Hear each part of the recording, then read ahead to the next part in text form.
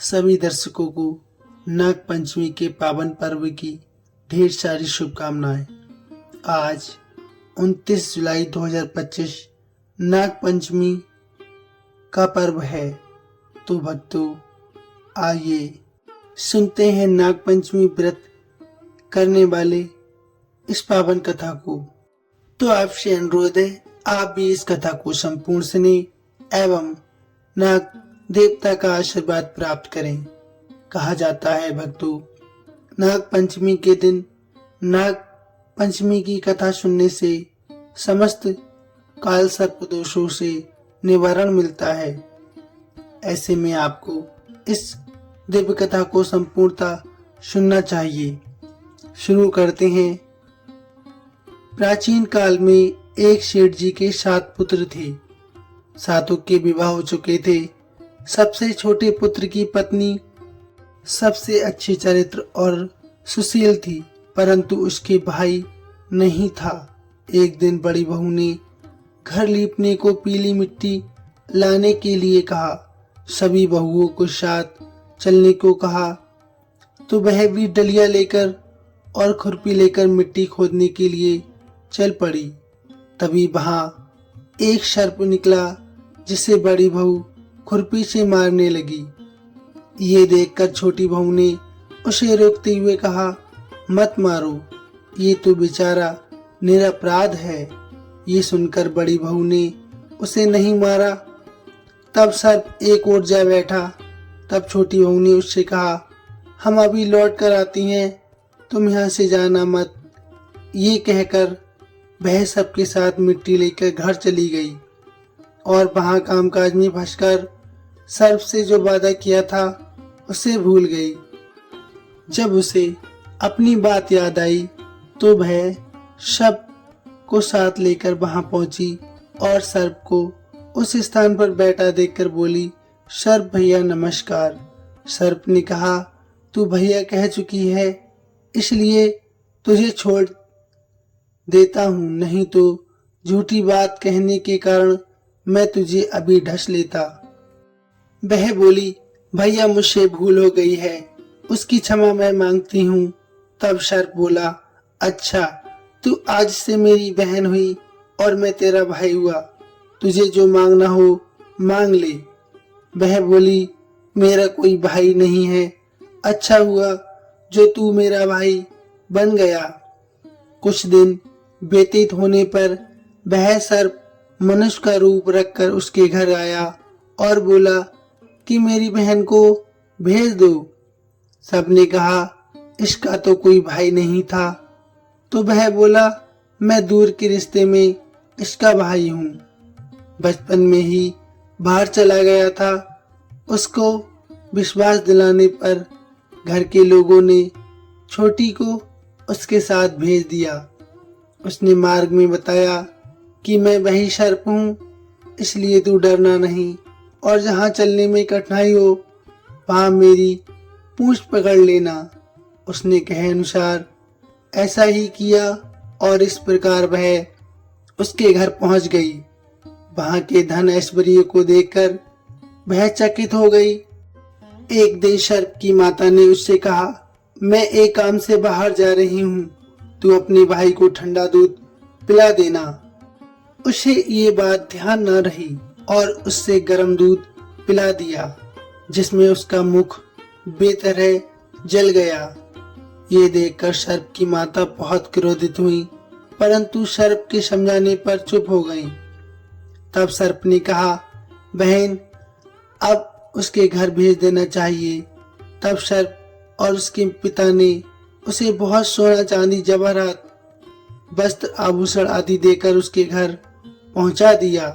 इतना ढेर सारा धन देखकर बड़ी बहू ने ईर्ष्या से कहा, भाई तो बड़ा धनवान है, तुझे तो उससे और भी धन लाना चाहिए। सर्प ने ये वचन जब सुना तो सब वस्तुएं सोने की लाकर दे दी। ये देखकर बड़ी बहू ने कहा, इन्हें झाड़ने की झाड़ू भी सोने की होनी चाहिए। ऐसा कहने पर सर्प ने झाड़ू भी सोने की लाकर रख दी। सर्प ने छोटी बहू को हीरा, मणियों का एक अद्भुत हार भी दिया। उसकी प्रशंसा उस देश की रानी ने भी सुनी और महाराजा से बोली कि सेठ की छोटी बहू का हार यहाँ आना चाहिए। राजा ने अपने मंत्री को हुक्म दिया और उससे वह हार लेकर शीघ्र उपस्थित होने के लिए कहा।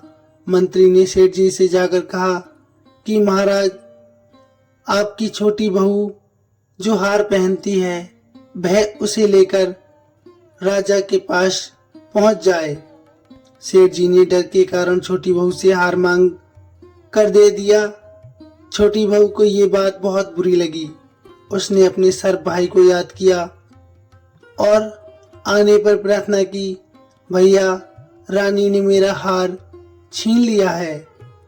तुम कुछ ऐसा करो कि जब वह हार उसके गले में रहे तब तक के लिए शर्त बन जाए और जब वह मुझे लौटा दे तब हीरो और मणियों का हो जाए। सर्प भैया ने ऐसा ही किया जैसा कि बहन ने कहा था। जैसे ही रानी हार को पहनती वैसे ही वह सर्प में बन जाता। ये देखकर रानी चीख पड़ी और रोने लगी। ये देखकर राजा ने सेठ के पास खबर भेजी कि छोटी बहू को तुरंत भेज दो। सेठ जी डर गए कि राजा ने न जाने क्या करेगा। वे स्वयं छोटी बहू को साथ लेकर उपस्थित हुए। राजा ने छोटी बहू से पूछा, तूने क्या जादू किया है? मैं तुझे दंड अवश्य दूंगा। छोटी बहू बोली, हे राजन, धृष्टता क्षमा कीजिए।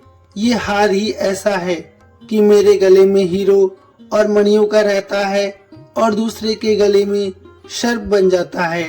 ये सुनकर राजा ने वह सर्प बना हार उसे देकर कहा, अभी पहन कर दिखाओ। छोटी बहू ने जैसे ही उसे पहना वैसे ही वह हीरो और मणियों का हो गया। ये देखकर राजा को उसकी बात का विश्वास हो गया और उसने प्रसन्न होकर उसे बहुत सी मुद्राएं भी पुरस्कार में दी।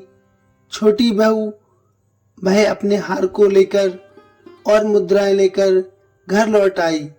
उसके धन को देखकर बड़ी बहू ने ईर्ष्या के कारण उसके पति को सिखाया कि तेरी छोटी बहू के पास कहीं से धन आया है। ये सुनकर उसके पति ने अपनी पत्नी को बुलाकर कहा, ठीक ठीक बता दे कि ये धन तुझे कौन देता है। तब वह सर्प को याद करने लगी। तब उसी समय सर्प ने प्रकट होकर कहा, यदि मेरी धर्म बहन के आचरण पर तू संदेह प्रकट करेगा तो मैं तुझे खा लूंगा। ये सुनकर छोटी बहू का पति बहुत प्रसन्न हुआ और उसने सर्प देवता का बड़ा सत्कार किया। उसी दिन से नाग पंचमी का त्योहार आज तक मनाया जाता है और स्त्रियां सर्प को भाई मानकर उसकी पूजा अर्चना करती हैं। कहा जाता है, नाग पंचमी के दिन सच्ची श्रद्धा, सच्ची भावना से पूजा अर्चना करने पर सुख, सौभाग्य, धन, लाभ आदि की प्राप्ति होती है और जो भक्त सच्चे मन से कोई भी व्रत संपूर्णता करता है उसे ईश्वर की प्राप्ति अर्थात उनका आशीर्वाद अवश्य प्राप्त होता है। प्रेम से बोलिए जय शिव, जय नाग देवता। वीडियो कैसी लगी प्लीज कमेंट में अवश्य बताइए। साथ ही नाग देवता अवश्य लिखिए। चैनल पर यदि नए हैं तो सब्सक्राइब अवश्य कीजिए। वीडियो को लाइक शेयर भी कीजिए।